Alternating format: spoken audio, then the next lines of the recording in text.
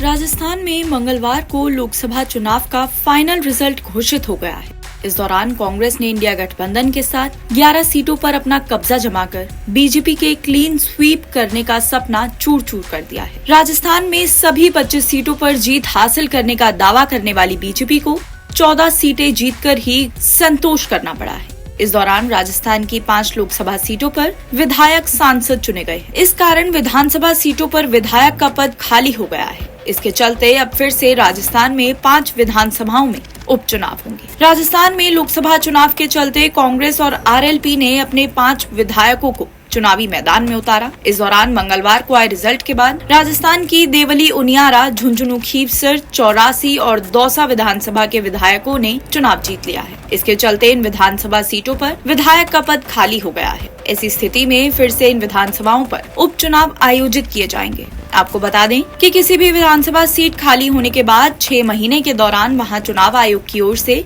उपचुनाव आयोजित किए जाते हैं। पहला है हरीश मीणा विधायक से बने सांसद। कांग्रेस ने इस लोकसभा चुनाव में सचिन पायलट के करीबी हरीश मीणा को टोंक सवाई माधोपुर लोकसभा सीट से चुनावी मैदान में उतारा। हरीश मीणा वर्तमान में देवली उनियारा के विधायक हैं। इस दौरान मंगलवार को लोकसभा चुनाव के आए रिजल्ट में मीणा बीजेपी के लगातार 2 बार के सांसद सुखबीर सिंह जौनपुरिया को हराकर सांसद चुने गए हैं। ऐसी स्थिति में देवली उनियारा सीट अब खाली हो गई है, जहां अब उपचुनाव आयोजित किए जाएंगे। दूसरा है दौसा के मुरारी लाल मीणा भी बने सांसद। दौसा लोकसभा सीट से भी सचिन पायलट के करीबी और पूर्व मंत्री मुरारी लाल मीणा विधायक से सांसद चुने गए हैं। वर्तमान में मुरारी लाल मीणा भी दौसा के विधायक हैं। मुरारी लाल मीणा भी इस लोकसभा सीट में बीजेपी के कन्हैया लाल मीणा को हराकर सांसद चुने गए।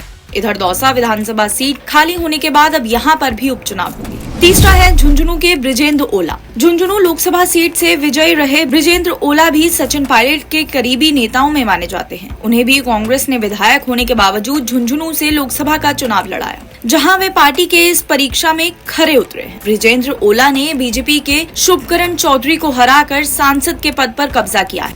ऐसी स्थिति में झुंझुनू में भी उपचुनाव होना तय है। चौथा है खीवसर के हनुमान बेनीवाल। आरएलपी प्रमुख और इंडिया गठबंधन के प्रत्याशी हनुमान बेनीवाल दूसरी बार लगातार सांसद चुने गए हैं।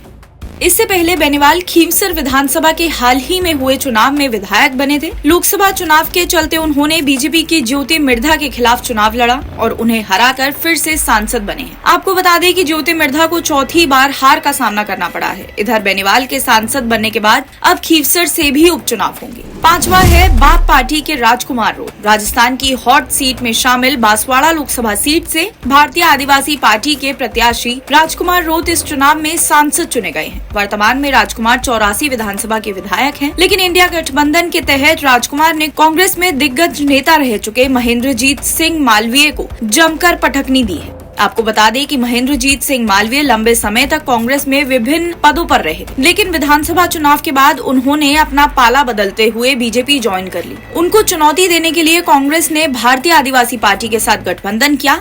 इसी गठबंधन के चलते राजकुमार रोत ने उन्हें करारी शिकस्त दी। ऐसी स्थिति में 84 विधानसभा सीट खाली हो चुकी है। अब यहाँ भी उपचुनाव होंगे।